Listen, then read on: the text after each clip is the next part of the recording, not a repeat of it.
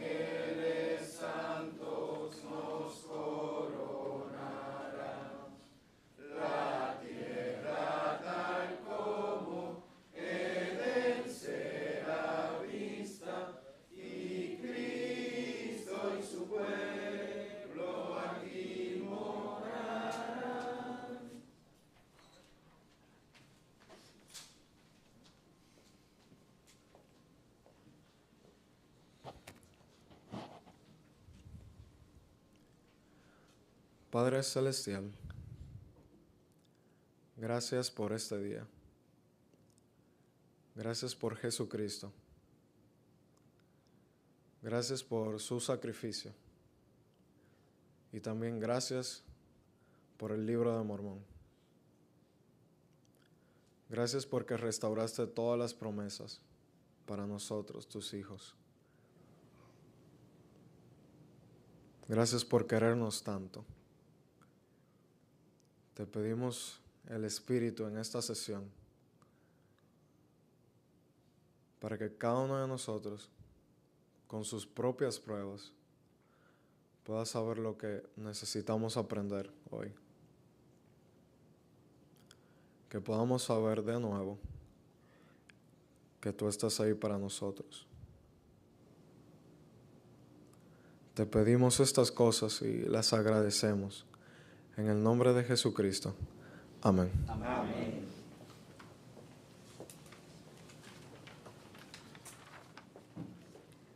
Muchas gracias a la hermana Grateraux por dirigir y al hermano José Manuel Flores por la primera oración.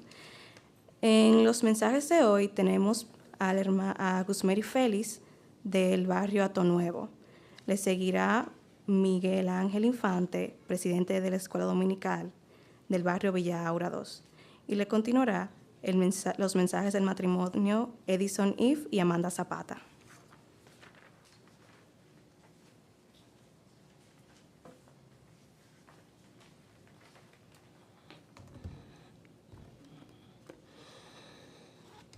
Buenos días. Si nosotros deseamos conocer el verdadero propósito de la vida, debemos vivir por algo superior a nosotros mismos y escuchar la voz del Salvador diciendo: yo soy el camino, la verdad y la vida. Me gustaría hacer un pequeño análisis acerca de lo que significa verdaderamente la palabra escuchar. Entonces, en el libro de Mormón, en Tercera de Nefi 11, leemos acerca de la llegada del Salvador a las Américas. Y sabemos que estas personas estaban reunidas en el templo. Ellos estaban oyendo, mas no estaban escuchando. En Tercera de Nefi 11, versículo 5, dice lo siguiente: y nuevamente por tercera vez oyeron la voz y aguzaron el oído para escucharla. Tenían la vista fija en dirección del sonido y miraban atentamente hacia el cielo de donde venía el sonido. Al nosotros aguzar los oídos de nuestro corazón y de nuestra alma, podremos realmente escuchar y entender la voz del Salvador cuando nos dice que Él es el camino, la verdad y la vida. En esta mañana me gustaría que cada uno de ustedes pudiera abrir los oídos de su corazón y puedan escuchar realmente lo que el Espíritu tiene para decirle a cada uno de ustedes durante esta conferencia. En el Nuevo Testamento, en el libro de Juan, tenemos un apóstol del Señor, quien era Tomás. Y Tomás tenía una pregunta que tal vez muchos de nosotros nos hemos hecho a lo largo de nuestra vida. Tomás dice: y le dijo Tomás: Señor, no sabemos a dónde vas. ¿Cómo pues podemos saber el camino? Muchas veces a lo largo de nuestras vidas nosotros no sabemos cuál es el camino o qué decisiones tomar. Pero el Señor le dio un consejo muy importante a Tomás y le dijo lo siguiente: yo soy el camino, la verdad y la vida. Nadie viene al Padre si no es por mí. Nosotros, como jóvenes adultos solteros, estamos en la época más crucial de nuestras vidas, donde nosotros necesitamos tomar decisiones importantes que se nos hacen difíciles. Al seguir el consejo del Salvador, que Él es el camino, y de nuestro profeta, de dejar que Dios prevalezca en nuestra vida, vamos a poder encontrar nuestro camino y la guía divina que necesitamos al tomar ciertas decisiones. Y esa guía se recibe a través de la revelación personal. Esta revelación personal la recibiremos constantemente al poner a Dios en primer lugar y dejar que Jesucristo sea el autor de nuestras vidas. ¿Y cómo podemos nosotros dejar que Jesucristo prevalezca en nuestras vidas? Los profetas y los apóstoles nos han ido aconsejando a través del tiempo y de los años que es haciendo las cosas pequeñas, las cosas que los misioneros enseñan a las personas antes de ser bautizadas, las cosas que cada uno de nosotros tenemos que continuar haciendo aún después de ser bautizados. Esas cosas son la oración diaria y constante, ¿no? En las Escrituras leemos cuando el Señor nos aconseja que debemos orar constantemente sin desmayar.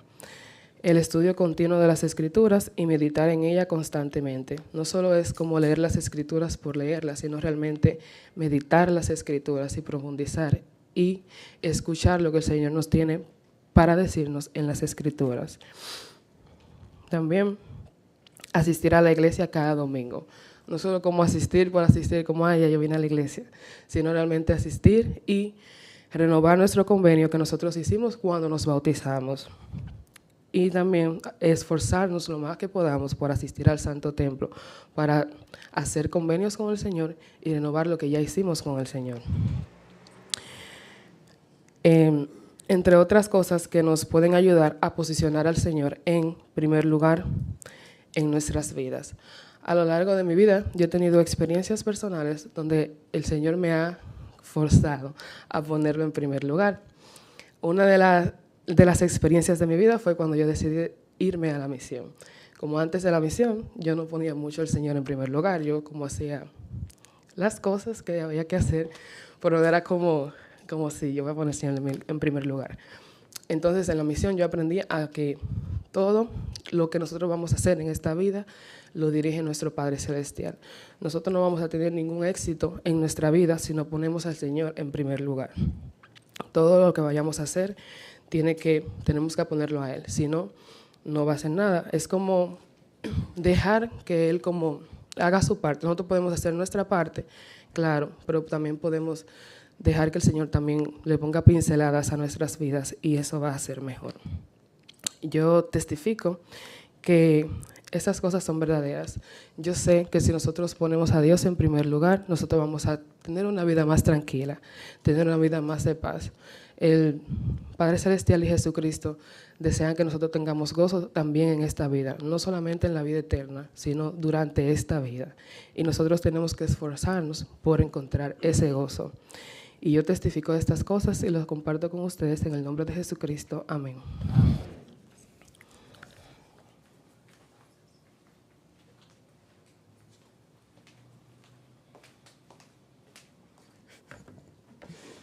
Buenos días, hermanos, jóvenes y hermanas. Qué honor, de verdad, tener una oportunidad para compartir un pequeño mensaje con ustedes.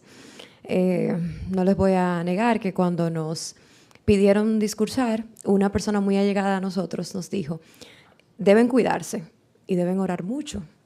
Y yo como, bueno, sí lo hacemos. Y ella me dijo, no, te lo comento porque cuando las parejas son asignadas a algo en específico en la iglesia, reciben muchas más pruebas. O sea, Satanás intentará que ustedes no logren eso. Y yo dije, bueno, está bien. Y me di cuenta que fue cierto. Y de verdad, Satanás trabajó mucho para que nosotros no estuviéramos aquí discursando con ustedes. Y al final, puedo decir que me siento bastante feliz de que estemos aquí y que hayamos atravesado esas pruebas momentáneas quizás que nos iban a impedir hablarles a ustedes. Y miren, realmente el matrimonio es una bendición. Flores nos dijo, hablen de ustedes, cómo se conocieron, el matrimonio. Y yo dije, bueno, qué chistoso. Pero vamos a fluir. El matrimonio es una bendición y requiere de sacrificios, amor por Dios y por su cónyuge. No puedo negar que es un reto y puede resultar difícil, pero hay algo más importante que los sacrificios que hacemos y es el gozo que podamos recibir cuando cumplimos el plan de Dios. Y el matrimonio es parte crucial del plan de salvación, del plan eterno. Y creo que lo más difícil de todo esto es poder tomar la decisión a hacerlo. Porque quizás miramos que a una persona no le fue bien, en la familia nadie se ha casado, qué sé yo, no tenemos el presupuesto para casarnos o lo que sea, y obviamente eso nos va a impedir adelantar una decisión. Y por eso quiero hablar de esto, de las decisiones celestiales que tomemos. El elder Carlos Godoy expresó: las decisiones que tomen podría tener un impacto en su posteridad para siempre. Y creo que por eso es importante que nosotros podamos prepararnos espiritualmente para tomar decisiones. En el caso de Edison y yo, nosotros te puedo decir que nos conocemos desde que yo me bauticé prácticamente en el barrio de Mano Guayabo a los 12 años. Su padre era obispo y yo nunca me imaginé que iba a pasar porque él tenía su vida, yo tenía la mía, ¿verdad? Y nos veíamos constantemente. Pero llega un momento de la vida que las decisiones celestiales hacen que tú pues te juntes o reúnas o llegues al punto donde Dios quiere. Y yo siento que nada ha sido casualidad, sino que todo ha sido parte del plan de Dios y de las decisiones que nosotros hemos tomado. Coincidimos en una ocasión en Villa Aura y creo que eso fue una decisión celestial. Yo tenía un llamamiento, él tenía una asignación y al final fue una decisión celestial que nos llevó a estar ahí. Luego de eso, vernos en instituto, y creo que para nada fue casualidad, sino que todo fue parte de decisiones celestiales que tomamos. Y para nada fue casualidad que en una misma conferencia aquí se le invitara a él a que me invite a salir, así en público. Entonces creo que al final eso también fue una decisión celestial. Y la impresión espiritual que recibimos para saber que debíamos casarnos fue un día que regresamos de una conferencia en Bonao. Nosotros fuimos líderes allá, regresamos, y ese día, eso fue como muy, muy puntual y sentimos la misma impresión espiritual. Creo que al final, las decisiones celestiales que hemos tomado son las que nos han llevado aquí. El camino no es fácil, pero para mí es más importante una decisión celestial que las fallas, que los errores que quizás cometamos, porque tenemos la oportunidad y la facultad de decir, vamos a salir de esto. Yo elijo afrontar las pruebas, pero tomar otra decisión celestial luego de. Y ahora mismo ese es el proceso. Y bueno, esta decisión celestial sin duda ha cambiado mi vida y creo que la seguirá cambiando mucho más. Y testifico que las decisiones celestiales que tomemos, por más que nos cuesten o pensemos que son difíciles, al final tiene su recompensa. Y yo quizás lo que puedo decir es que oremos todos, ¿verdad?, para que Dios nos quite esas indecisiones a tomar decisiones que impactarán en nuestra vida y que no posterguemos. Es lo más importante. Y lo comparto en el nombre de Jesucristo. Amén.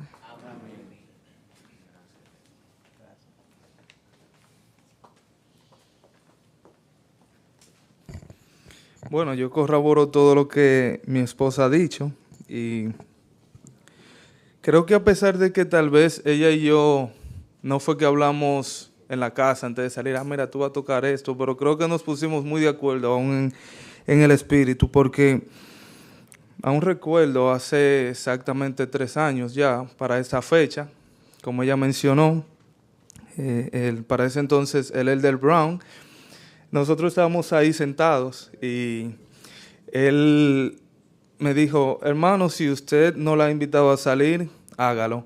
Lo que él y muchas personas no sabían era que ya estábamos saliendo, lo único que era muy, muy de nosotros. Pero para mí eso fue la confirmación de que no solo la invitara a salir, sino de que también le pidiera que fuera mi novia en ese entonces.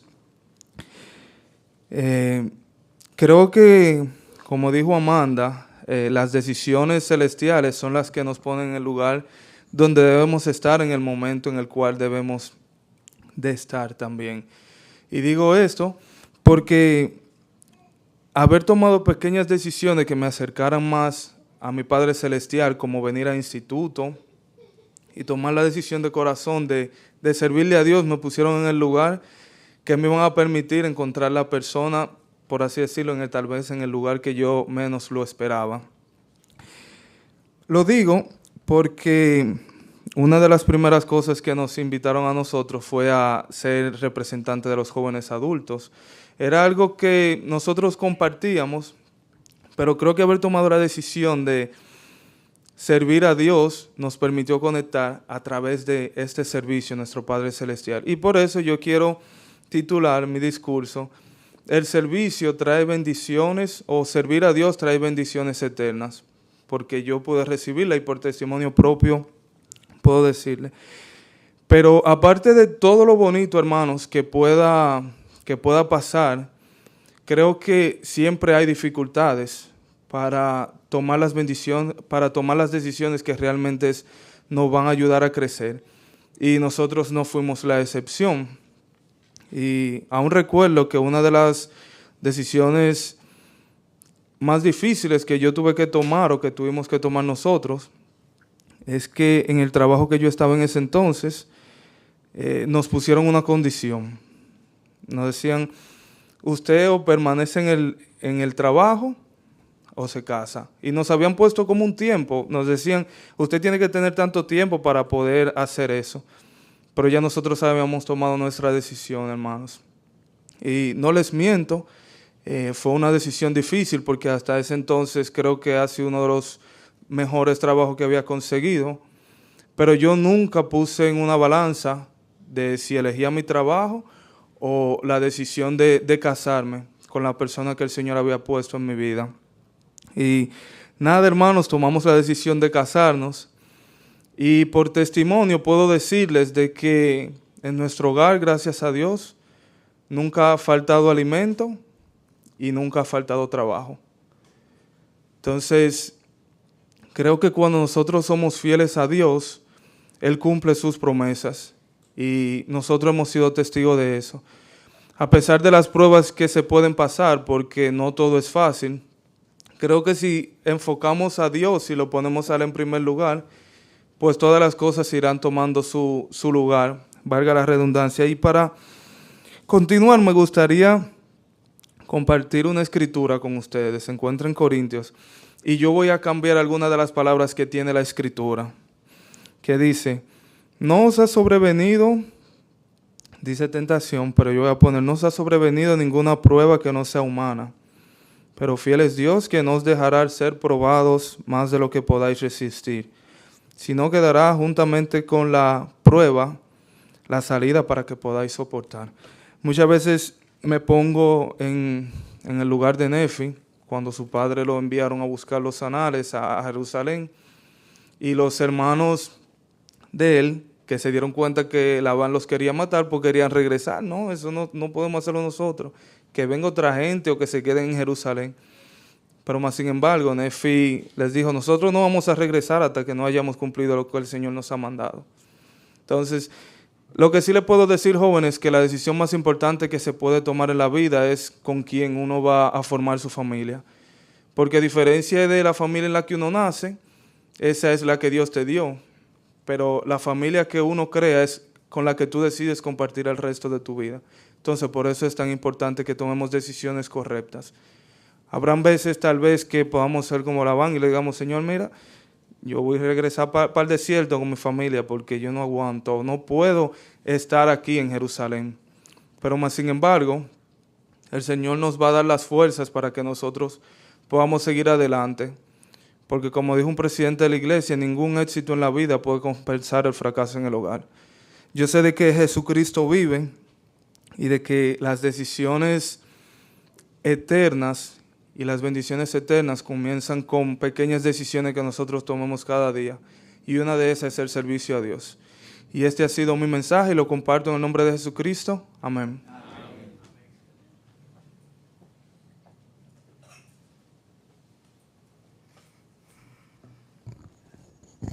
Buenos días, jóvenes y jovencitas del Estacación Las Caobas. Es un gran honor y un gran placer poder dirigirme a ustedes.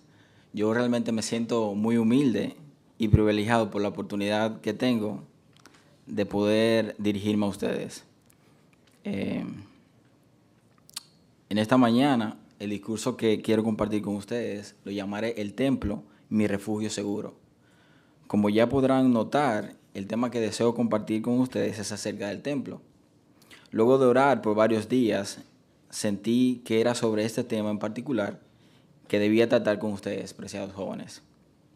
Espero que el Espíritu Santo nos inspire esta mañana y nos ayude a ampliar nuestro conocimiento que ya tenemos sobre el templo y que tengamos un compromiso mayor y serio de adorar a Dios en su santa casa y servirle de una mejor manera. Cuando yo tenía la edad de 16, 17 años aproximadamente, yo tuve la oportunidad de servir una mini misión. Para mí y para cualquier persona en este salón, sabe que servir una misión pues es algo muy asombroso y muy bueno.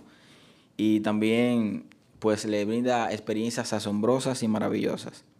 En una ocasión, durante un P-Day o día de preparación, como lo conocen los misioneros, que son específicamente los lunes, nosotros nos reunimos en una zona,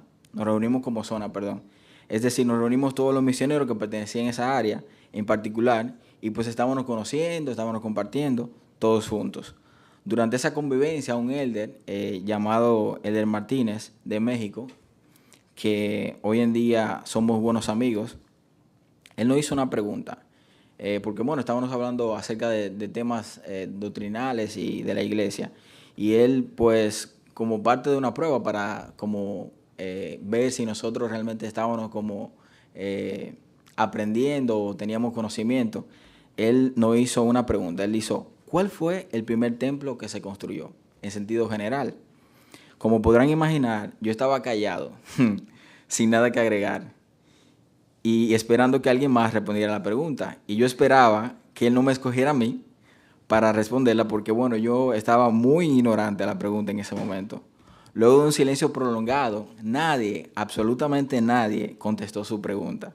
Y pues eventualmente yo pensé en mi mente, estamos flojos como misioneros. Pues porque había en ese grupo de elders muchos que tenían tiempo en la misión, y a veces pensamos que como misioneros ellos deben de saberlo todo. Bueno, al menos eso yo pensaba en ese momento. Luego, el resignado, al ver que nadie respondió su pregunta, nos dijo la respuesta, la cual nunca se me ha olvidado, y qué bueno porque hoy puedo compartirla con ustedes. La respuesta es, cada vez que el Señor ha tenido un pueblo en la tierra que obedecía su palabra, se le ha mandado edificar templos. Las Escrituras documentan modelos de adoración en los templos desde la época de Adán y Eva, Moisés, Salomón, Nefi, entre otros. Entonces, hermanos y hermanas, el primer templo que se construyó fue el tabernáculo que hicieron Adán y Eva para ofrecer sacrificios y holocaustos a Dios, tal y como les había mandado y como está registrado en Moisés, del capítulo 5, del 5 al 7. Y dice lo siguiente, y les dio mandamientos de que adorasen al Señor su Dios y ofreciesen las primicias de sus rebaños como ofrenda al Señor, y Adán fue obediente a los mandamientos del Señor. Y después de muchos días, un ángel del Señor se apareció a Adán y le dijo, ¿por qué ofreces sacrificios al Señor? Y Adán le contestó, no sé, sino que el Señor me lo mandó. Entonces el ángel le habló diciendo, esto es una semejanza del sacrificio del unigénito del Padre, el cual es lleno de gracia y de verdad. Ahora, en torno a esa escritura que acabo de leer, quisiera analizarla de una manera más profunda.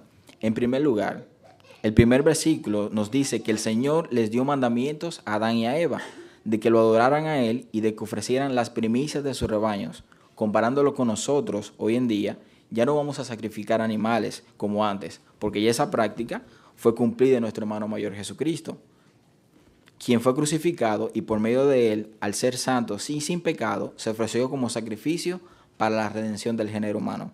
Entonces ahora nuestras primicias es un corazón quebrantado y un espíritu contrito, y de esa manera estamos siendo obedientes tal y como lo fue Adán y Eva. La expiación significa cubrir o pagar algo por medio de un tercero, es decir, tal y como se hacía en la antigüedad. Si alguien cometía un pecado y se arrepentía, la manera de lograr ese perdón era por medio de sacrificar un animal sin manchas ni defectos. Entonces, volviendo a la escritura de Adán y Eva, estaban siendo cubiertos al ofrecer sacrificios a su Dios y de esa manera estaban siendo reconciliados nuevamente, y todo eso lo hicieron por medio del templo o tabernáculo en ese momento. Con la restauración del Evangelio en estos últimos días, la adoración en el templo también ha sido restaurada para bendecir la vida de las personas en todo el mundo y también del otro lado del velo. Un templo dedicado es el lugar de adoración más sagrado sobre la tierra. El primer templo que se construyó en esta dispensación fue el templo de Kirtland en 1836. La dedicación de este templo inició una extraordinaria época de manifestaciones espirituales. Los fieles sintieron el Espíritu y algunos vieron ángeles. El acontecimiento culminante de esa ocasión fue la visita del Salvador a José Smith y a Oliver Cowdery en el templo de Kirtland poco después de que se dedicara. En ese momento el Salvador dijo: he aceptado esta casa. Posterior a eso, santos tuvieron que abandonar dicho templo, el cual lo construyeron con mucho sacrificio, pero debido a la persecución de sus enemigos, tuvieron que huir y viajar a otro lugar, al cual llamaron Nauvoo. Allí en Illinois construyeron otro templo a base de sacrificios y amor, pero una vez más se vieron obligados a huir de sus retractores y trasladarse al oeste, donde pasaron lo impensable, pero gracias a su fe inquebrantable y su amor por esta obra, pudieron establecerse en Utah y poder ahora sí, con regocijo, formar el templo de Salt Lake, el cual es, mejor dicho, un faro para el mundo hoy en día. De los primeros templos que se construyeron en esta última dispensación, el presidente Russell M. Nelson dijo lo siguiente: cuando nací en la iglesia, había 6 templos en funcionamiento, uno en cada uno de los lugares siguientes: St. George, Logan, Manti y Salt Lake City, en Utah, así como en Carson, Alberta, Canadá, y Lahaina, Hawái. Anteriormente habían funcionado 2 templos por poco tiempo, uno en Kirtland, Ohio, y el otro en Nauvoo, Illinois. Al trasladarse el cuerpo principal de la iglesia al oeste, los santos se vieron obligados a dejar atrás esos templos. El templo de Nauvoo fue destruido y profanado por enemigos de la iglesia. Más tarde fue adquirido por la Comunidad de Cristo, quienes han sido sus propietarios durante muchos años. El mes pasado anunciamos que la Iglesia de Jesucristo de los Santos de los Últimos Días ha adquirido el templo de Kirtland junto con varios edificios históricos importantes en Nauvoo. Agradecemos mucho las conversaciones cordiales y beneficiosas para ambas partes que sostuvimos con los líderes de la Comunidad de Cristo y que condujeron a este acuerdo. El punto central, jóvenes, de mi mensaje para ustedes en esta hermosa mañana es que como miembros de esta iglesia, la Iglesia de Jesucristo de los Santos de los Últimos Días, nosotros poseemos el poder y la autoridad llamada el sacerdocio. Ninguna iglesia posee dicha autoridad. Eso nos da una ventaja y gracias a ello podemos estar agradecidos y felices de contar con el poder de Dios en nuestras vidas para realizar convenios sagrados que no solo duran por esta vida, sino por toda la eternidad, ya que ustedes saben cuáles son esos convenios. El primero de ellos es el bautismo. Luego puedo decir la investidura y el sellamiento. Del sellamiento, el elder Henry B. Eyring dijo lo siguiente en la pasada conferencia: es por medio de los convenios de sellamiento en el templo que podemos recibir la certeza de las conexiones familiares amorosas que continuarán después de la muerte y que durarán por la eternidad. El honrar los convenios del matrimonio y la familia que se hacen en los templos de Dios proporcionará protección contra los males del egoísmo y el orgullo. Yo testifico de esas palabras. Yo sé que las familias pueden ser eternas. Una familia Dios me dio, la amo de verdad y yo con ella quiero estar por la eternidad. Jóvenes, no minimicen la importancia del templo. Vayan con la regularidad a la casa de su Señor y Dios, el cual les ama y desea lo mejor para ustedes. El espíritu que se siente en el templo es indescriptible. Gracias al templo podemos recibir ayuda celestial. Ángeles nos cuidan y protegen a medida que hacemos del templo nuestra prioridad. Quiero finalizar mi mensaje con esta promesa de nuestro amado profeta, el presidente Russell M. Nelson. Él dijo: mis queridos hermanos y hermanas, esta es mi promesa. Nada los ayudará más a aferrarse a la barra de hierro que adorar en el templo con la regularidad que sus circunstancias lo permitan. Nada los protegerá más. Cuando hagan frente a los vapores de tinieblas del mundo, nada reforzará más su testimonio del Señor Jesucristo y de su expiación, y nada los ayudará más a entender el magnífico plan de Dios. Nada calmará más su espíritu en los momentos de dolor. Nada abrirá más los cielos, nada. De ello testifico, diciendo que mi Salvador vive y viene pronto por su pueblo. En el nombre de Jesucristo, mi amigo. Amén.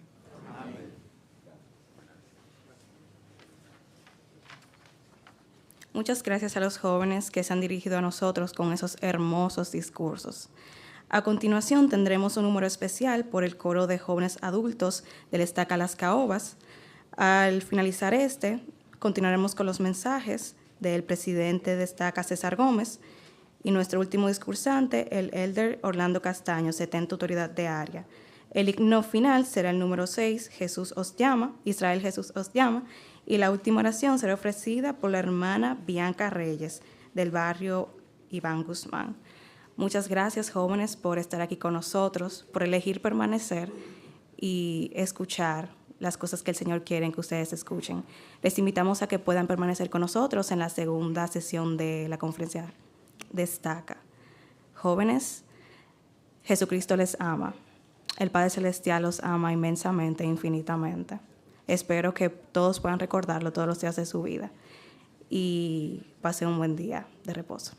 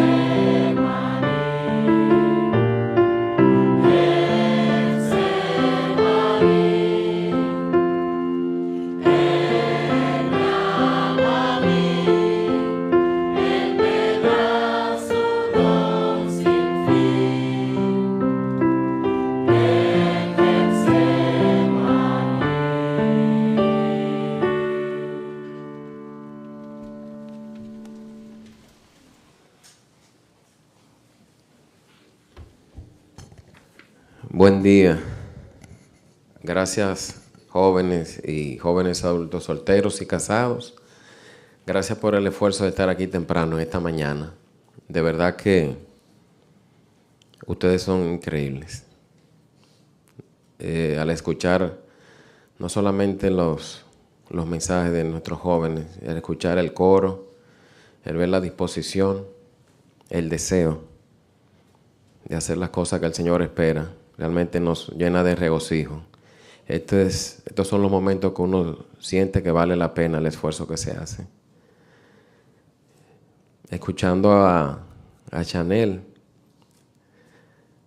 a Miguel Ángel, a Edison y a Amanda, de verdad que, wow, gracias, de verdad, gracias por, ustedes lo han enseñado todo, el templo, los compromisos y las bendiciones del matrimonio, el prestar atención a lo que el Señor quiere que hagamos y escucharle diligentemente.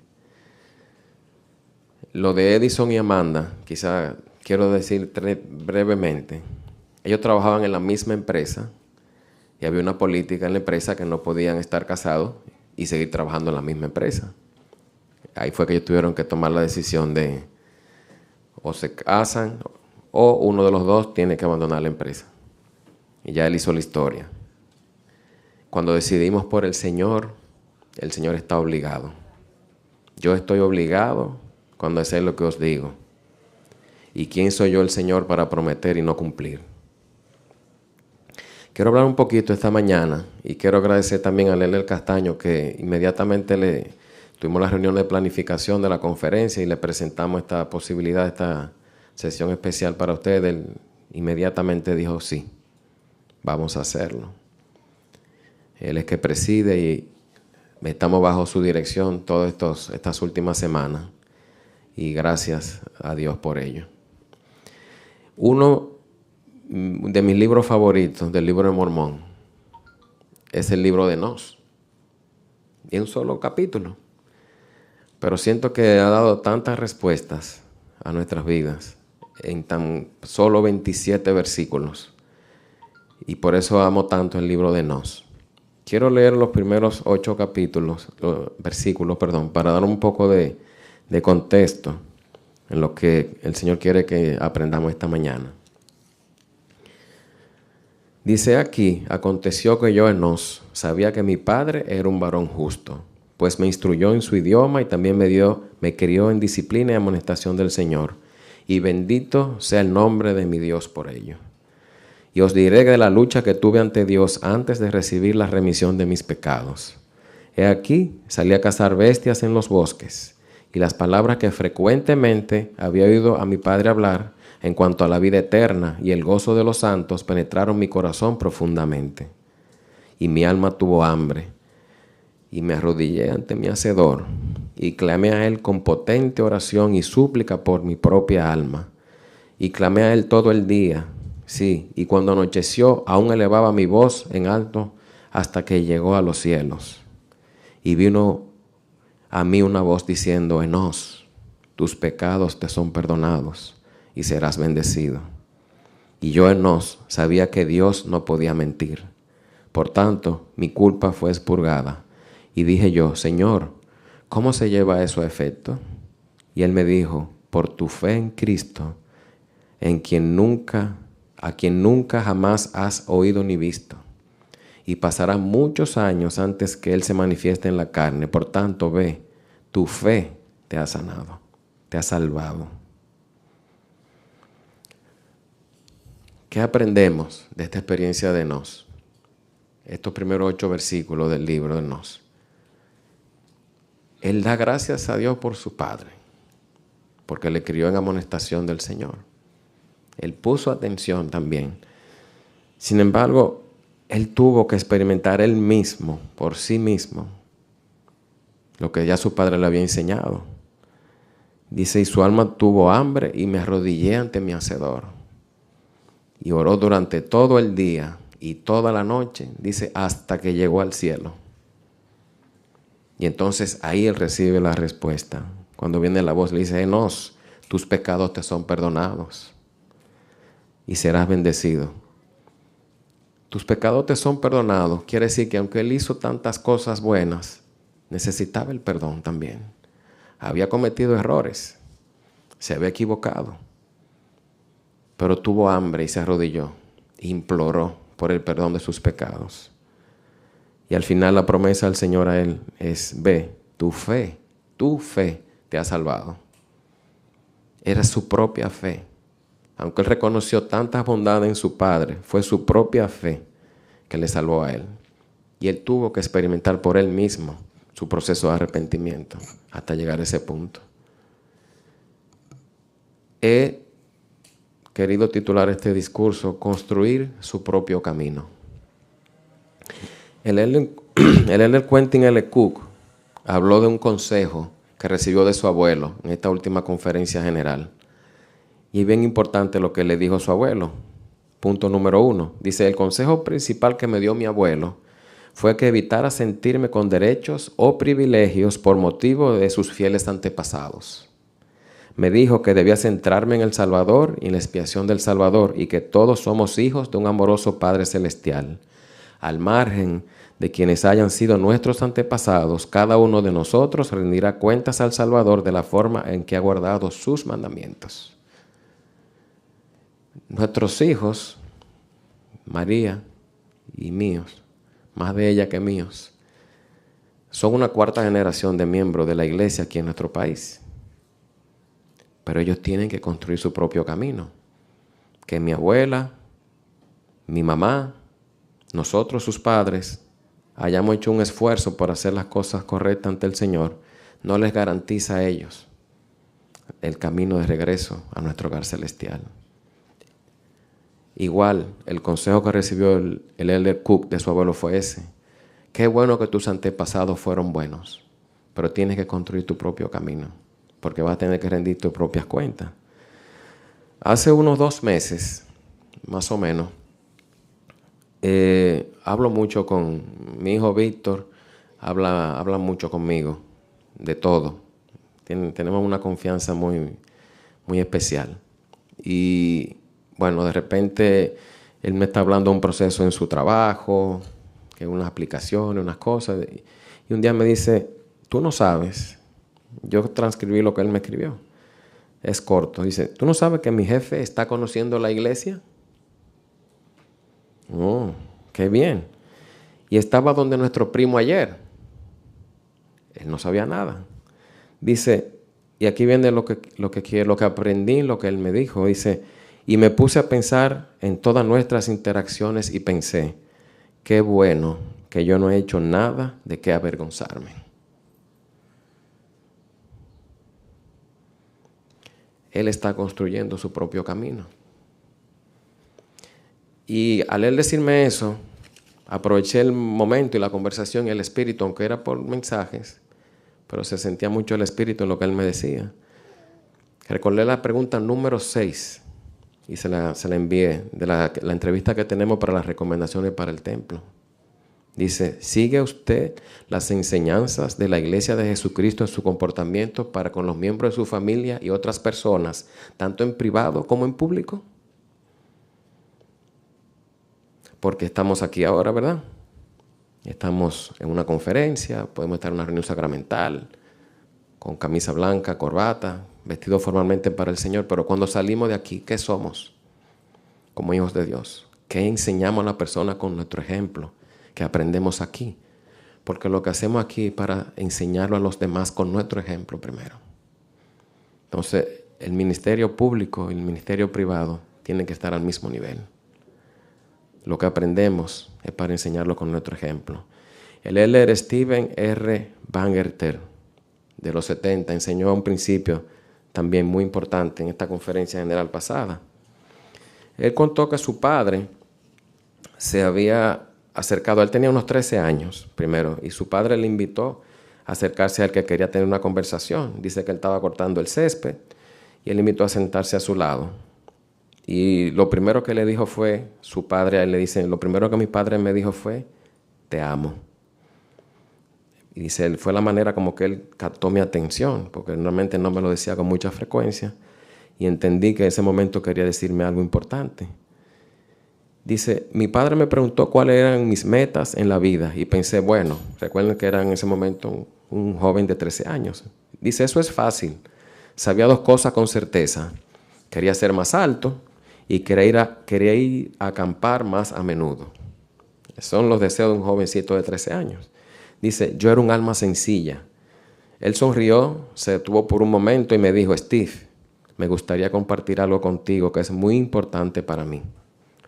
He orado para que nuestro Padre Celestial haga que lo que te diga hoy quede grabado en tu mente y en tu alma para que nunca lo olvides. Y antes de yo decir lo que le dijo su padre, yo quiero que ustedes sientan esto como que el Señor se lo está diciendo, tal como Él se lo dijo a su hijo. Yo, como un padre que puedo ser para la mayoría de ustedes, escúchenlo de esa manera. En ese momento, mi padre tuvo toda mi atención, se volvió, me miró a los ojos y dijo: hijo, protege los momentos privados de tu vida. Hubo una larga pausa mientras dejaba que el significado penetrase profundamente en mi corazón. Y luego continuó él: esos momentos en los que estás solo y nadie más sabe lo que estás haciendo, esos momentos en los que piensas, lo que hago ahora no afecta a nadie, solo a mí. Y entonces me dijo: más que en cualquier otra ocasión, lo que hagas durante los momentos privados de tu vida tendrán un mayor efecto en la forma en que enfrentes los desafíos y el dolor. Y lo que hagas durante los momentos privados de tu vida también tendrán un mayor efecto en la forma en que enfrentes los éxitos y el gozo que experimentarás que en cualquier otro momento de tu vida. A mi padre se le concedió el deseo de su corazón, el sonido y la cadencia de su voz y el amor que sentí en sus palabras quedaron grabados en mi mente y en mi alma en ese día. Jóvenes, protejan los momentos privados de su vida. Como dijo el padre Elder Bangerter, esos momentos que estamos solos y pensamos que nadie sabe lo que estamos haciendo y quizás estamos tentados a hacer lo incorrecto. Ese es el momento de recordar quiénes somos. Hijos de un Padre Celestial que nos ama. Hijos del convenio. Discípulos de Jesucristo. En ese momento tenemos que recordar nuestra verdadera naturaleza eterna. Vinimos aquí por un tiempo corto, aunque parece que por momentos esto no va a terminar nunca y que las pruebas, las dificultades no finalizarán. Pero esto es muy corto. Aprovechemos el tiempo, cuidémonos unos a los otros. Si estamos en un lugar que no puede morar el Espíritu, presidente Hinckley dijo: salgan de allí. Salgan. Si estamos escuchando una música que no invita al Espíritu, apaguen el radio, apaguen el teléfono. Si aparece un video en nuestro dispositivo que nos invita a hacer lo incorrecto, quitémoslo de una vez.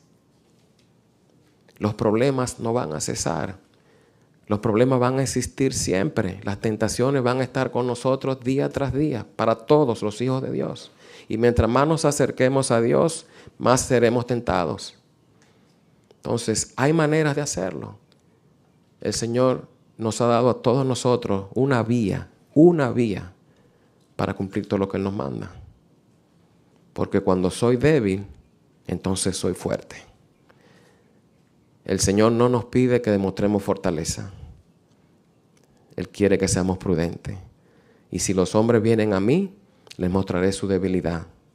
Doy a los hombres debilidad para que sean humildes. Y basta mi gracia, porque si se humillan ante mí y tienen fe en mí, entonces haré que las cosas débiles sean fuertes para ellos. Jóvenes, háganse cargo de sus propios testimonios. Ustedes son responsables. Tienen un nivel de responsabilidad mayor. Su albedrío ha aumentado, sigue creciendo en gracia y en compromiso para con Dios y nosotros los hombres. Quiero darle 4 consejos para finalizar brevemente. Primero, nunca olviden que sus actos los definen. Segundo, sus decisiones determinan su destino. Tercero, tengan paciencia para escuchar, para hablar y para actuar. Y algo que aconsejó el presidente Nelson, que ya lo acabo de decir: nunca olviden su verdadera identidad, tal como nos enseñó el presidente Nelson. Somos hijos de Dios, hijos del convenio y discípulos de Jesucristo. Jóvenes, finalizo como empecé, con nuestro querido y amado Enos, que todos podamos decir como Él dice en el último versículo de Nos: y pronto iré al lugar de mi reposo, que es con mi Redentor, porque sé que en Él reposaré, y me regocijo en el día en que mi ser mortal se vestirá de inmortalidad, y estaré delante de Él, y entonces veré su faz con placer, y Él me dirá: ven a mí, tú, que bendito eres. Hay un lugar preparado para ti en las mansiones de mi Padre. Que todos nos presentemos a nuestro Salvador y Él diga: hay un lugar preparado para ti en las mansiones de mi Padre. Es mi deseo y mi oración por ustedes. Les amo con todo mi corazón. Ustedes, cuando le digo mis hijos, es que siento que pueden serlo, y lo son. Hay padres terrenales, hay padres celestiales y hay padres espirituales. Estamos aquí para apoyarles. Jesucristo confía en ustedes, nosotros confiamos en ustedes. Testifico de Jesucristo, de su amor por cada uno de nosotros, de su expiación, de su sacrificio. Esta es su iglesia y es perfecta, aunque nosotros no lo somos. En el nombre de Jesucristo. Amén.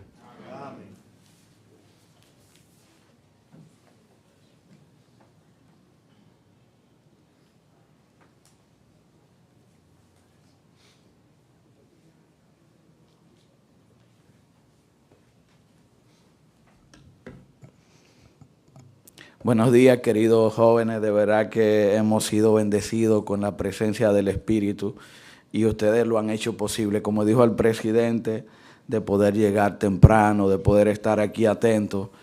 Y el Señor nos ha bendecido con su Espíritu en esta mañana. Así que, jóvenes, les felicito. Para mí este es un momento muy especial. Quiero felicitar a Luz Castillo, es una joven maravillosa, hija de Manolo, uno de mis amigos de mi tiempo de adultos solteros como ustedes. Andábamos a veces hasta por otra estaca buscando las fiestas. Yo creo que ustedes no hacen eso ya, pero sí. Pero fue un tiempo muy especial y hay muchos amigos aquí de esos tiempos. Una de las razones por las que para mí estos momentos son sagrados es porque yo estuve en sus zapatos en la iglesia. Yo fui un adulto soltero. Yo sé qué es estar ahí. Y en esos días no pensaba como pienso ahora. No tenía la madurez que tengo ahora y cometí mis errores. Y hay cosas que me ayudaron a poder perseverar en el camino y en esa cosa quisiera enfocar. Quisiera felicitar también a cada uno de los participantes. Me encantó el mensaje de Guzmeri, un mensaje muy poderoso el que ella compartió, de que abrir los oídos del corazón. Yo pienso que ha sido muy importante tener esos oídos abiertos para escuchar lo que se ha enseñado en esta mañana, lo que el Espíritu ha enseñado. Amanda y Edison también compartieron su experiencia personal. Vienen de ahí de donde están ustedes también. Y ya pues tienen su familia. Y así cada uno de los discursantes. Miguel Infante habló de los templos como un refugio seguro y qué decir del presidente Gómez. Ustedes son muy bendecidos, jóvenes, muy bendecidos de tener un hombre como el presidente César Gómez como su presidente. Es un hombre de Dios, sensible al Espíritu.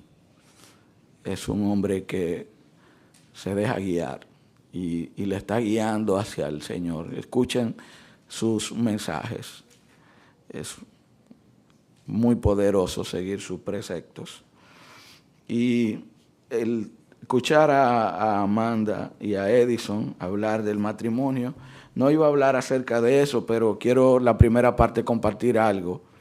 Generalmente ya no nos gusta hablar tanto acerca del matrimonio a ustedes, ¿no, verdad? Porque lo tenemos aburrido, ¿no, verdad? Todo el mundo tiene esa expectativa de cuándo se van a casar y todo eso, pero más que todo lo que queremos es que ustedes entiendan que los comienzos de nosotros en nuestros propios matrimonios fueron llenos de incertidumbre, fueron pasos de fe que dimos, confiando en las promesas de un Dios amoroso.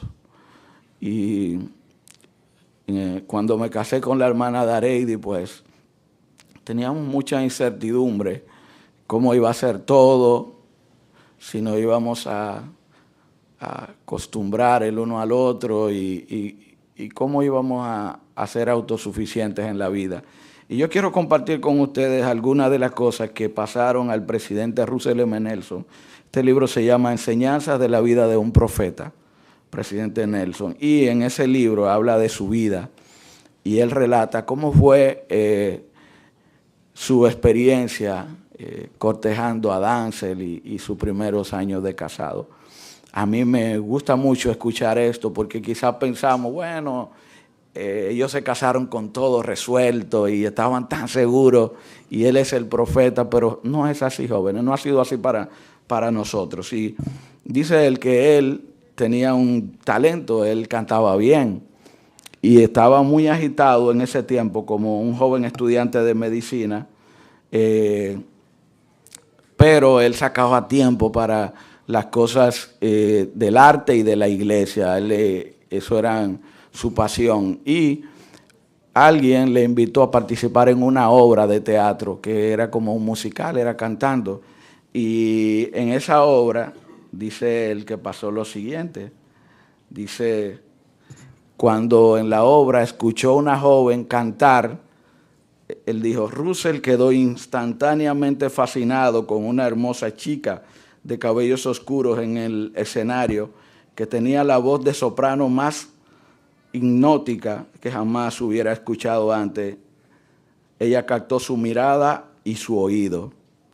Dice él, ¿quién es esa hermosa chica que canta ahí arriba? Le preguntó a Plummer, su nombre era Dancel White, y Russell no podía creer su buena suerte cuando supo que el papel que había aceptado interpretar era el opuesto a ella. Dice él, era la chica más hermosa que había visto en mi vida. Y sintió y tuvo la esperanza de que ella fuera la chica con la que se casaría. Para él fue amor a primera vista. Quiero aclarar que no siempre es así, jóvenes. No siempre será amor a primera vista. Eso son muy pocas excepciones. Siempre será quizás con alguien que ha sido el mejor amigo por mucho tiempo, ¿no verdad? Y en un momento se prende una chispa y comienza esa relación. Realmente no hay solo una persona indicada o ideal para nosotros. Puede ser cualquiera que ame a Dios y tenga los propósitos definidos de quién está primero en su vida. Así que no siempre es así. Continúo, dice que comenzaron a salir. Afortunadamente, Dancel sintió la misma atracción por él. De hecho, poco después de su primer encuentro, hizo un viaje a Perry, Utah, para avisarle a su padre, para visitar a los padres de ella, Maud Clark White y Laroy Davis White. Dice, aunque ella conocía a Russell desde hace poco tiempo, le dijo a sus padres que había conocido el hombre con el que quería casarse. Me enamoré locamente de Dancel, dijo Russell, y ella dejó en claro que nadie se iba a casar con ella a menos que pudiera hacerlo en el templo. Ella daba eso por sentado. Para un joven como Russell, cuya educación en el Evangelio hasta ese momento había sido modesta, aunque había aumentado en los últimos años de adolescencia, casarse con Dancel en el templo se convirtió en una gran motivación para que él aprendiera más sobre el Evangelio y se preparara para el templo. A mí me encanta pensar en esto, o sea, el presidente Nelson no era ni siquiera súper activo en la iglesia, sus padres estaban inactivos para ese tiempo. pero él sí amaba el Evangelio y quería permanecer en la iglesia. Pero la expectativa que le puso Dancel lo ayudó a él a tener que elevarse más. Ya le hizo saber, yo no me voy a casar con nadie que no sea en la casa del Señor. Ella lo tenía muy claro, eso no estaba en entredicho. Y eso le ayudó a él. Dice, 3 años después de su primer encuentro, se casaron en el templo de Salt Lake City el 31 de agosto de 1945. Al hacerlo, Dancel, cuya hermosa voz de soprano operística le había valido una beca completa para la famosa Juilliard School en la ciudad de Nueva York, dejó de lado su propia carrera para casarse con el amor de su vida.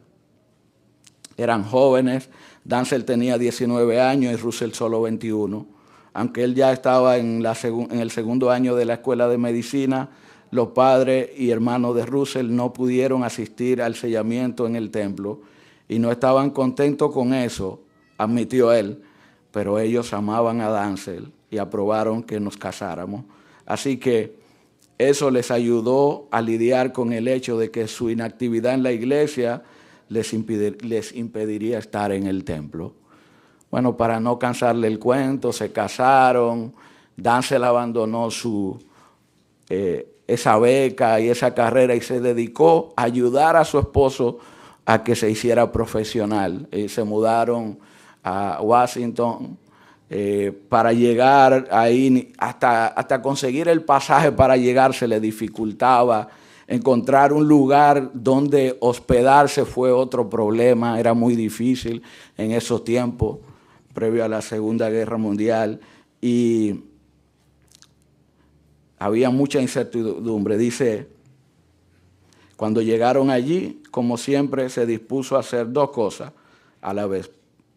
Presentarse como interno en el hospital de la Universidad de Minnesota y también obtener un doctorado con especialización en cirugía y en fisiología. Los Nelson no conocían a nadie en Minnesota, así que estaban solos allí. No había suficiente apartamento para acomodar a todos los estudiantes que estudiaban en grandes grupos de la universidad, por lo que Russell y Dancel tuvieron que hacer una audición para tener un apartamento. Cuando un propietario finalmente decidió arriesgarse con ellos, su renta era de $72,50 al mes, la mitad de lo que ganaba Dancel como maestra de una escuela. Básicamente ella era su único medio de subsistencia, por lo que gastar en su pequeño apartamento la mitad de lo que ganaba parecía demasiado, pero eso fue solo el comienzo de un lidiar con ingresos escasos.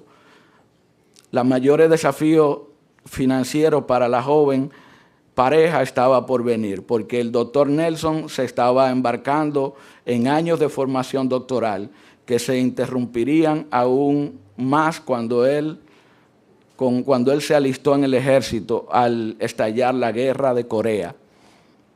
Dice, pasaron 12 años y medio, escuchen eso, jóvenes, impresionante. Pasaron 12 años y medio desde el momento en que recibí mi doctorado hasta que cobré mi primera factura por servicios quirúrgicos. 12 años pasaron, recordó Russell. Tuvimos que pedir dinero prestado, Dancel ganó algo y yo gané un poco aquí y un poco allá. De alguna manera sobrevivimos. Eso es lo que pasa en los primeros años de los matrimonios, jóvenes, sobrevivimos. Dice, durante los años y décadas siguientes, cuando Russell escuchaba a las parejas jóvenes preguntarse si podían permitirse el lujo de tener hijos, decía, si hubiéramos esperado hasta que pudiéramos mantener a un hijo, nos habríamos perdido de Marcha, Wendy, Gloria, Brenda y Silvia. La mitad de nuestros hijos, dice él, a quienes hubiéramos dejado fuera. Y con el tiempo habríamos extrañado a sus esposos, a sus hijos y a los hijos de sus hijos. Todo en nuestra familia se habría reducido a la mitad. Sigue contando él. Durante esos primeros días aprendimos a confiar el uno al otro, a trabajar juntos en los problemas, compartir la carga de la familia, la escuela y el trabajo y hacerse un lugar en el mundo.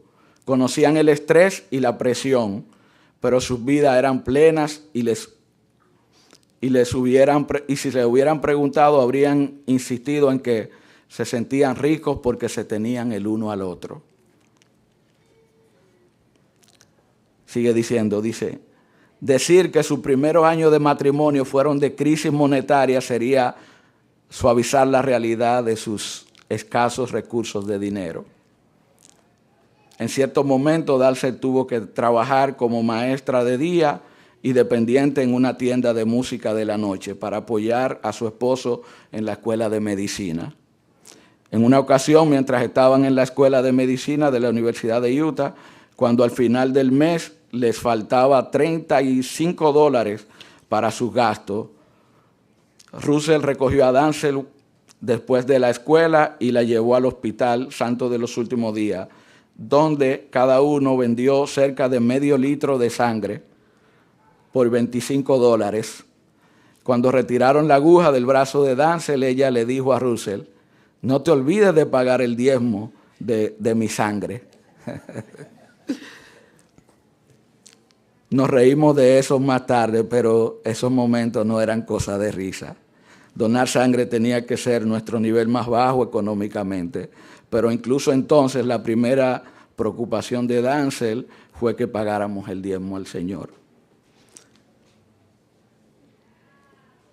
Y esta es la última parte, dice, los años de Darcel se extendieron a un par de décadas. Perdón, los años de escasez se extendieron a un par de décadas. Tomaron años tener el título de doctor y una especialización quirúrgica en un nuevo campo.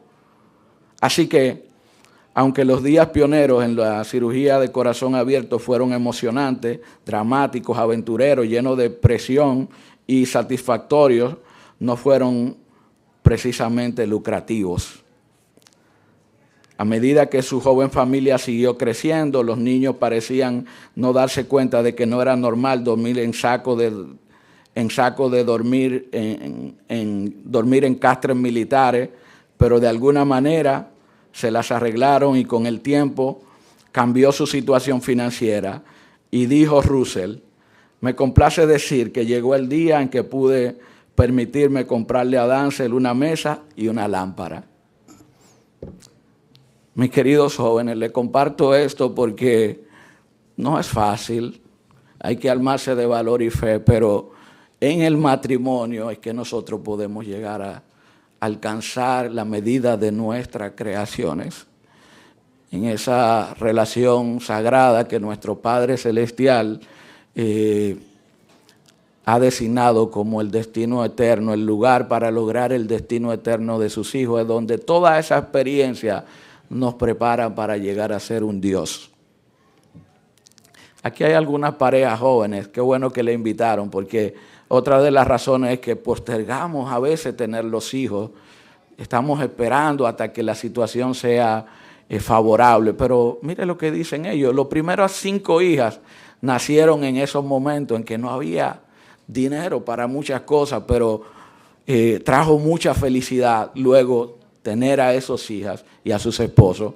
Otra cosa es, jóvenes, que ustedes, hermanitas, ustedes pueden hacer la diferencia en un matrimonio. Darcel hizo la diferencia para que ese hombre se preparara. O sea, ellos tenían una visión clara, no había una competición. Darcel tenía claro cómo Dios puso al hombre para que presida y provea. Y ella se dedicó a ayudarlo a prepararse a él, para que él fuera el que asumiera ese rol sagrado. Hay roles sagrados que nuestro Padre Celestial ha destinado para el hombre y la mujer. Aunque el mundo trata de confundir esos roles, nuestro Padre Celestial los aclara. Así que, de esta manera comparto la primera parte de mi mensaje, jóvenes. Así pasa. No tengan miedo. El Señor les hará saber cuándo es el momento, pero ustedes tienen que ejercer la fe. para formar su familia y para poder progresar de regreso al Padre Celestial. La última parte de mi mensaje, yo compartí, le dije al presidente que compartiera con ustedes 2 discursos del Elder Wilcox. Él escribió este libro, se llama La Continua Expiación, el Elder Wilcox. Y es un hombre, él es consejero en la Presidencia General de los Hombres Jóvenes, pero es un hombre guiado por el Señor. Es uno de sus discípulos. Él entiende bien lo que es las gracias, la expiación. Y no voy a hablar de los mensajes, espero que lo hayan leído. Si no lo han leído, léanlo. Pero no voy a hablar de eso. Me quedan unos minutos y quiero hablar del enfoque profético para los jóvenes adultos solteros. De hecho, el presidente Gómez habló de ello ya. No nos pusimos de acuerdo, pero el Espíritu es lo que quiere que se digan esta mañana a ustedes. Y el Elder Clark G. Gilbert de los 70, en el 2023, escribió un artículo, un mensaje. Y ese artículo comenzó diciendo que él iba en una ocasión del Lago Salado hacia Rexburg, Idaho. Y en ese trayecto hay una inclinación. Y él, al subir allá, él tuvo una impresión de escuchar el discurso del presidente Nelson que le dio a los jóvenes adultos solteros, titulado Decisiones para la Eternidad. Y durante el trayecto escuchó ese discurso y cuando llegó allá tuvo una impresión. Yo tuve 2 impresiones. La primera fue que me invadió un sentimiento de amor por los jóvenes adultos de la iglesia. Eso fue lo primero que él sintió. Y lo segundo, dice, tuve un sentimiento de asombro por el milagro de un profeta vidente llamado a enseñar a estos jóvenes adultos en tiempos difíciles. Jóvenes, estos tiempos son muy difíciles, pero es muy grato saber que tenemos un profeta viviente y que él ha hablado a los jóvenes adultos solteros. He hablado en una conferencia que tuvo en Bonao, he hablado en el instituto y he hablado de estos mismos jóvenes. Y de los enfoques proféticos hay uno que ha sido el estandarte del profeta para ustedes. Él ha pedido que refuercen su sentido de qué. ¿Qué es una de las cosas que más el Señor le ha pedido a ustedes a través de su profeta? Él ha pedido que refuercen su sentido. ¿Recuerda a alguien de qué? El presidente Gómez habló de eso. Su sentido de identidad. Él ha hablado firmemente que ustedes como jóvenes necesitan saber quiénes son. ¿Qué es la identidad? ¿Alguien podría decirme qué entiende por identidad? Breve, no tenemos mucho tiempo. Y no hay una respuesta mala. Vamos a ver. ¿Qué es la identidad? Ninguno sabe. Adelante.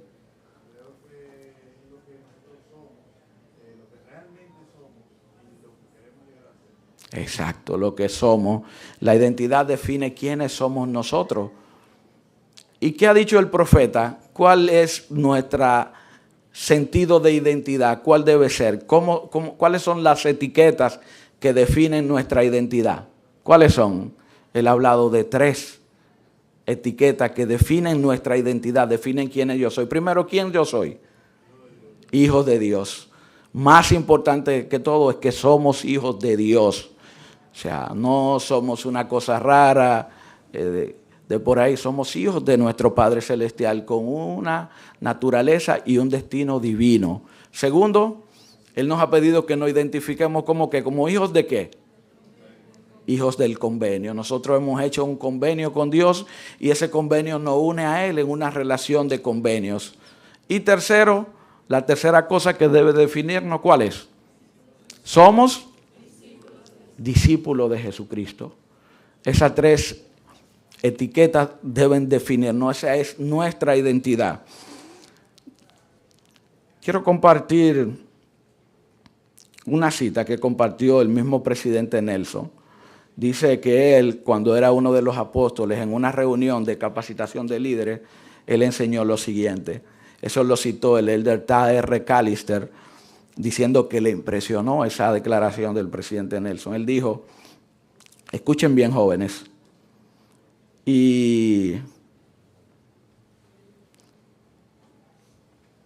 ¿podría usted ayudarme, Luz, a leer aquí? Un momentito. Aquí donde dice, enséñales. Okay. Ahí. Enséñenle su identidad y su propósito. Esa respuesta me impactó, no solamente como respuesta a esa pregunta específica, sino como una respuesta apropiada para la mayoría de los desafíos que encontramos en esta vida. Por eso, hoy hablaré de la verdadera naturaleza de nuestra identidad y de la visión correcta de nuestro destino eterno. Primero, nuestra identidad. Existe un sentimiento entre muchos en el mundo de que somos las creaciones espirituales de Dios. Así como un edificio es la creación de su arquitecto, o una pintura es la creación del pintor, o una invención la creación de su inventor. Sin embargo, las Escrituras enseñan una doctrina muy diferente. Nos enseñan que somos más que las creaciones de Dios. Enseñan que somos la progenie espiritual literal, o los hijos de Dios, nuestro Padre. ¿Cuál es la diferencia con esta distinción doctrinal? La diferencia es muy grande en sus consecuencias, porque nuestra identidad determina en gran medida nuestro destino. Por ejemplo, ¿puede una creación alguna vez llegar a ser como su creador? ¿Acaso un edificio puede convertirse con el tiempo en un arquitecto, una pintura en un pintor o una invención en inventor? Si no es así, entonces quienes creen que somos creaciones de Dios, más bien que su progenie espiritual, llegan a la inevitable conclusión de que no tenemos la capacidad de llegar a ser como Dios nuestro Creador.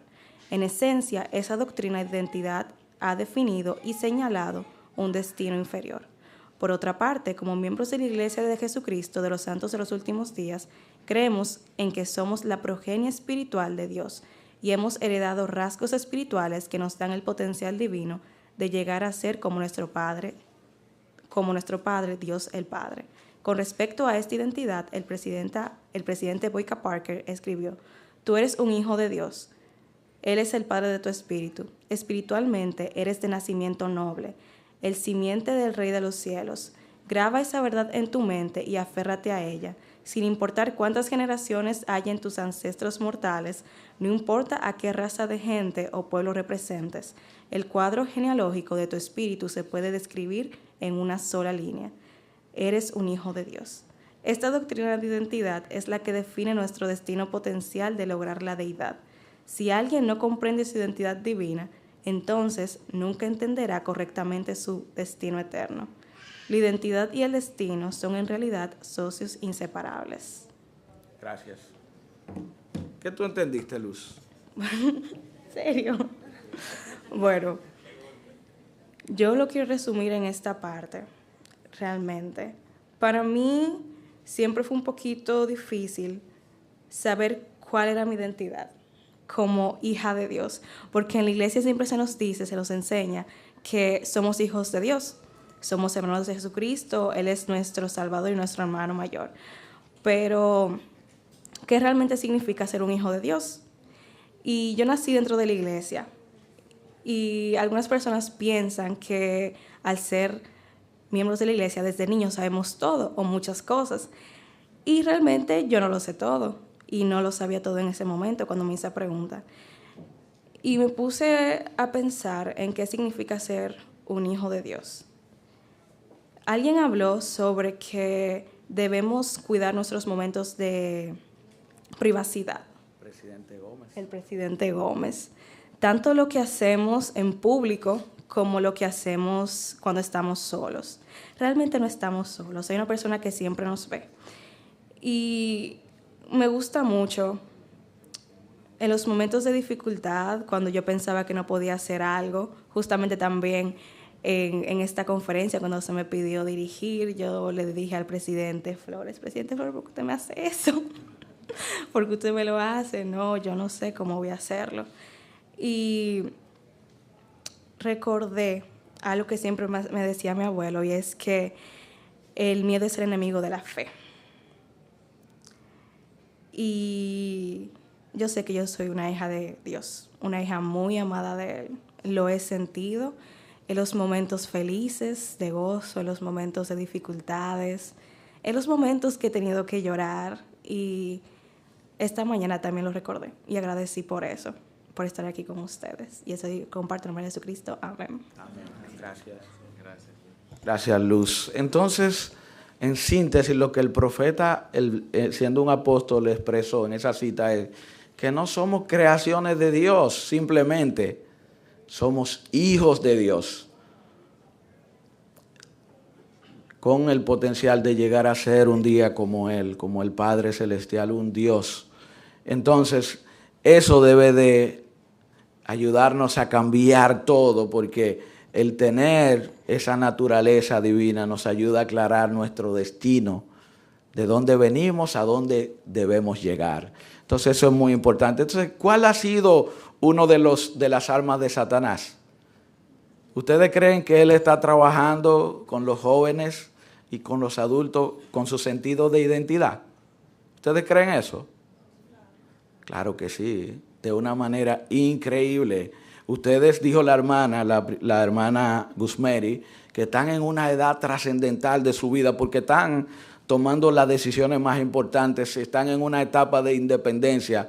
Cuando dejan la protección de los padres, ya van a las universidades, ya deciden por ustedes mismos dónde quieren estar, a dónde quieren encajar, dónde quieren pertenecer. Y si ustedes no tienen un sentido de identidad claro, el mundo les confundirá, porque ese es el plan de Satanás, confundir nuestra identidad. Quiero compartir algunas cosas de un mensaje que compartió el elder John C. Pingree Jr. Él escribió un artículo que lo tituló La manera en que la identidad divina influye en nuestro sentido de pertenencia y en quienes llegamos a ser. Eso es interesante. Me gusta mucho porque él aclara unos conceptos que son muy interesantes. Él aclara otros conceptos, aparte de la identidad, el de sentido de pertenencia.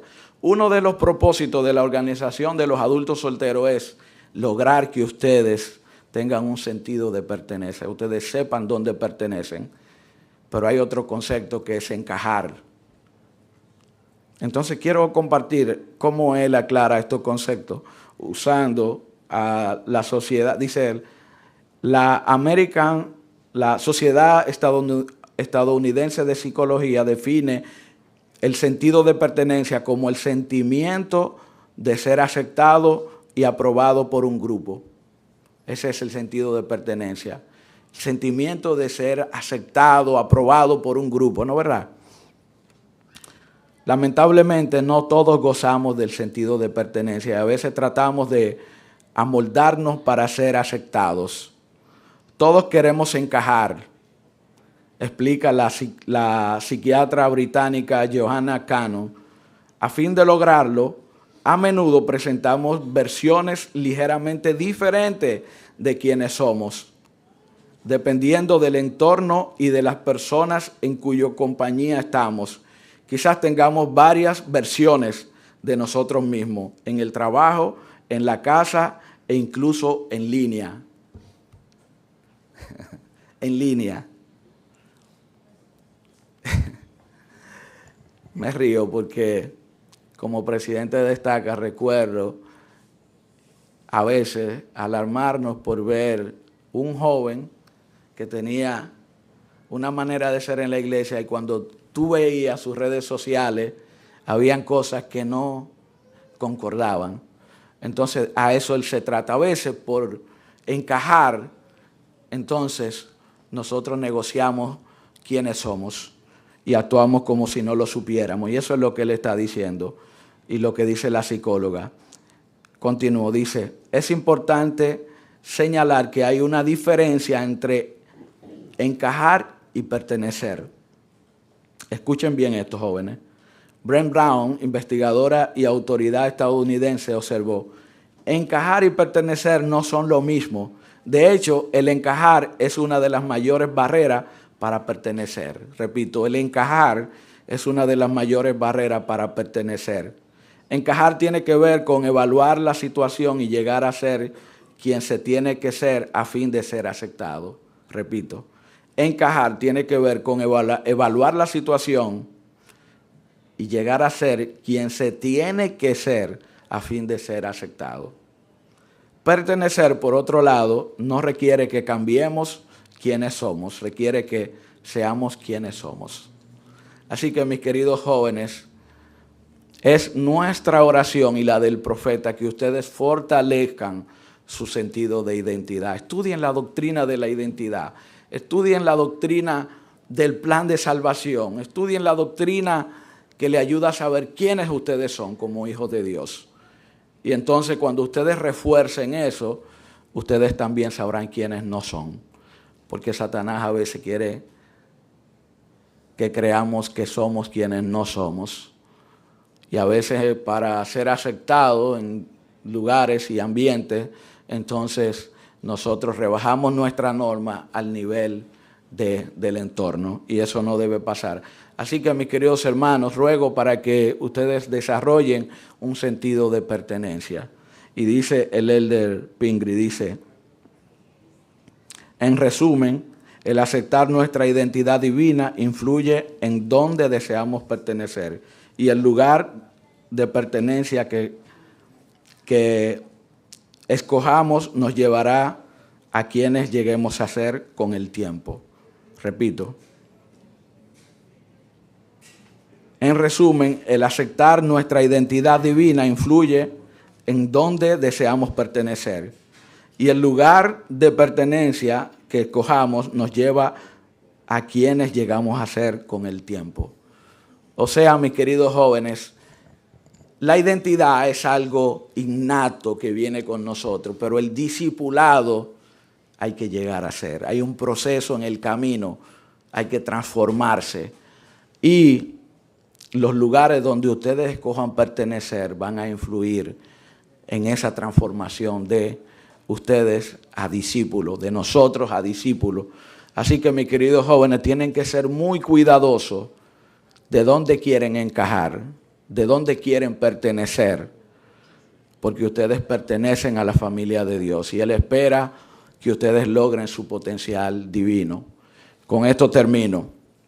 En uno de esos mensajes que compartí con ustedes para que lo leyeran, del elder Wilcox, el primero era su gracia es suficiente y el segundo, la dignidad no significa estar libre de manchas. En ese mensaje, en el último, la dignidad no significa estar libre de manchas, el elder Wilcox habla de que Dios nos ama. Sí, Él nos ama tal y como somos porque Él es nuestro Padre, pero nos ama tanto que Él no quiere dejarnos así como somos. Él quiere transformarnos. Y para eso Dios tiene altas expectativas. Dios es un Dios de amor, pero Dios es un Dios de altas expectativas. Así que, mis queridos jóvenes, la expectativa de Dios es que ustedes lleguen a ser como Él es. Esa es la expectativa. En el proceso, el elder enseña que para eso tenemos que ser dignos, pero el elder Wilcox enseña la dignidad consiste en ser sincero y en esforzarse, no en estar libres de mancha. Así que, mis queridos jóvenes, la tarea es ser sincero y esforzarse. Es trabajar con esos pecados que ustedes tienen, porque tal como el Señor hizo como el joven rico, cuando el joven rico vino al Salvador y le dijo, maestro, bueno, ¿qué tengo que hacer para heredar la vida eterna? El Salvador le dijo, honrarás a tu padre y a tu madre, no matarás, no robarás, y le citó los mandamientos. ¿Ustedes recuerdan la respuesta del joven? ¿Cuál fue? Esto hecho desde mi juventud. Era un joven bueno, no era un joven del mundo, diríamos. Pertenecía a la iglesia, estaban los adultos solteros. Pero ¿qué le dijo el Señor? Entonces, ve, Él hizo la pregunta, ¿qué más me falta? ¿No verá? ¿Qué más me falta? La pregunta que todos debemos hacernos. Y entonces Él nos dijo, ve, vende todo lo que tienes, dáselo a los pobres y ven, sígueme. Esto no se trataba de riqueza ni tesoro, sino de sumisión. Y el Señor nos dice lo mismo. ¿Qué más nos falta, hermano? ¿Qué más nos falta? Y eso que nos falta es lo que Él dijo: ven y tráelo y ponlo en el altar y sacrifícalo y ven, sígueme. Entonces, el Señor pudo haber dicho al joven: pues tú eres un joven obediente, pues está bien ya. Él le dijo: sí, tú eres obediente, pero te falta eso, mejóralo. Él puso una alta expectativa. Así es Dios. Dios nos ama, pero nos ama demasiado para dejarnos así. Mis queridos jóvenes, que el Señor nos bendiga para ser sinceros y esforzarnos. Dios no quiere ni espera que lo logren solo. El Salvador está ahí. Él tiene los brazos extendidos. Y Él enseña al Elder Wilcox en esos mensajes que es un Dios de primera, segunda, tercera, cuarta, quintas oportunidades. No importa que hayamos pecado, muchas veces del mismo pecado o muchas veces de pecados diferentes, sus brazos están extendidos de misericordia. Él desea que vengamos para estrecharnos y hacernos saber que sí podemos, que podemos cambiar, que podemos mejorar, que con su ayuda y su expiación un día podremos estar frente a su presencia y sentirnos cómodos allí. De eso se trata todo, hermano, de ser transformado por la gracia para que un día nos sintamos cómodos en su presencia cuando nos toque estar frente a Él. Que el Señor nos bendiga para aumentar nuestro sentido de identidad, para pertenecer donde debemos pertenecer.